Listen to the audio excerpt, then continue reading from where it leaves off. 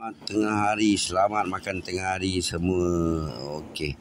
Hari-hari cerita apa politik dia. Hari ini kita cerita tentang apa yang terjadi di barisan hadapan di Rusia. Rusia, Putin ada berjumpa dengan headquarters Rusia di Special Military Operation. Topik Putin adalah Ukraine dah nampak tak bermaya dan Rusia pun melakukan ofensif juga. Battle of Kursk 1943. Rusia Red Army telah menawan Kiev dari Jerman. Dan masa itu Rusia melancarkan counter attack dan mereka menggunakan taktik yang sama sekarang untuk menawan Kiev. Dan Ukraine offensive struggle nak menang. Dan Ukraine tak sepadan dengan Rusia.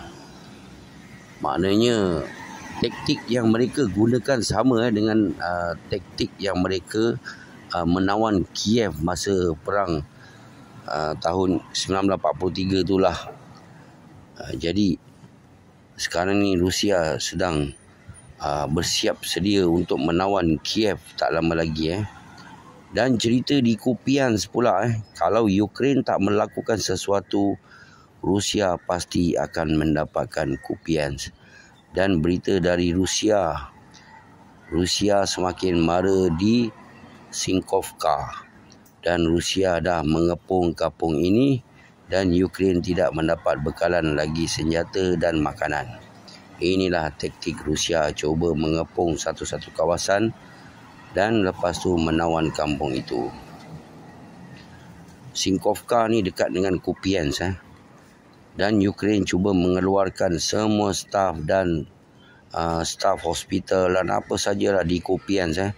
Kerana Rusia dah makin menghampiri Kupiansk, sebab tu mereka terpaksa berpindah.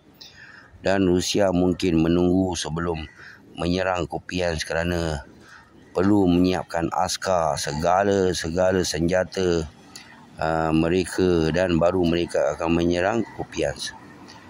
Dan juga Kiev. Okey, dan juga Kiev pun sama juga. Mereka sekarang tengah mengatur balik. Dan dalam pada itu Ukraine juga sedang membuat line pertahanan di Kupiansk. Dan ini tidak ada masalah untuk Rusia. Dan bila Rusia dah rasa dah banyak askar Ukraine yang mempertahankan bandar itu, Rusia akan melakukan serangan bila-bila masa saja untuk menyerang Kupiansk. Inilah taktik mereka, meat grinder. Meat grinder. Mereka tunggu Ukraine dah beratur ramai-ramai dalam Kupiansk, barulah mereka akan menyerang. Jadi banyaklah askar Ukraine akan terkorban di Kupiansk tak lama lagi. Ini adalah taktik yang mereka gunakan di Bakhmut juga.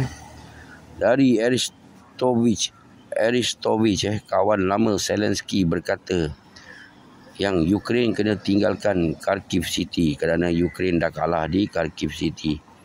Dan ini menimbulkan panik pada askar Ukraine. Dan Kharkiv bandar kedua terbesar di Ukraine. Dan kalau Ukraine kalah di bandar kedua terbesar Ukraine, dan mungkin seminggu atau sebulan untuk Rusia mendapatkan Kupiansk. Dan Kupiansk pun tak jauh daripada Liman. Dan Rusia makin mara di Liman juga. Rusia juga mara di Crimea. Bukan Crimea, Crimea, dekat dengan Orkhov River. Dari Boris Rogen berkata, pro Rusia Boris Rogen ni. Rusia mara 1,5 kilometer sehari. Dan dari Michael Kaufman dari Australia, pro US, komentator untuk Western dalam perang Ukraine ini, dia kata sejak ofensif Ukraine, total Ukraine hanya dapat menawan 81 kilometer kawasan. Yang Ukraine masih susah menawan lebih dari 10 kilometer sekarang ini. Berita dari pro Ukraine. Dan kita mendapat dua berita dari Ukraine dan Rusia. Yang tadi itu dari Ukraine dan Rusia. Dan Kalau kita lihat Rusia makin mara di bandar-bandar Ukraine, dan walau Ukraine mendapat 81 km kawasan dalam ofensif ini, tapi Ukraine hanya mendapatkan tempat yang tak dijaga Rusia, kerana Rusia hanya fokus pada bandar-bandar besar Ukraine. Dan beberapa minggu lepas Putin berjumpa wartawan Rusia. Rusia akan melakukan ofensif terhadap Kiev dengan askar yang sebanyak 250,000 askar reserve Rusia sedang bersedia untuk melakukan ofensif ini. Dari Lukashenko, 500,000 askar Rusia sedang mempertahankan dan bertahan di ofensif Ukraine. Dan 250 askar Rusia bersedia dan dah berpengalaman dalam senjata moden Rusia.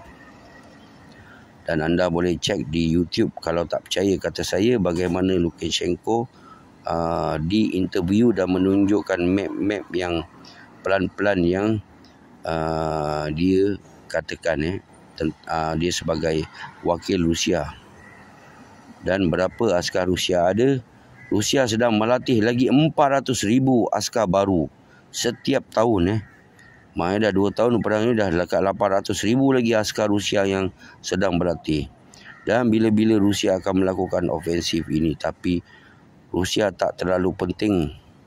Untuk Rusia, askar tak terlalu penting dalam perang ini, kerana Rusia melatih mereka dengan senjata yang baik dan strategi yang baik, kerana dia pun sayang nyawa askar-askar mereka. Dan askar-askar, walaupun askar-askar Rusia kemungkinan boleh ada 1 juta lebih, tapi tak semuanya mereka gunakan sekaligus, kerana askar Rusia pun ada cuti dia. Macam kita lah, kerja ada cuti, ada apa untuk keluarga. Begitulah taktik perang Rusia. Bukan macam Ukraine. Ukraine kalau kerja dengan dia memang tak ada cuti. Memang tak ada cuti, tak ada apa. Itu yang kebanyakannya umur mereka dalam perang ini paling-paling pun 2-3 bulan sahaja mereka dapat hidup. Sebab tu mereka sentiasa nak menambah askar baru dalam perang ini. Dan Jerman ada katakan yang Ukraine ada lagi 3 juta lelaki yang berada di Ukraine. Dan Jerman meminta Ukraine untuk melatih semua sekali 3 juta. Maknanya ramai lagi lelaki yang akan tidak akan ada di Ukraine, kerana Jerman dah beri idea semua lelaki dengan Zelensky sekali pun pergi pun baik lah. Okey, insya-Allah petang ni ada lagi satu berita untuk anda. Jangan lupa support channel abang, belanja abang give, okey. Assalamualaikum. You right everybody.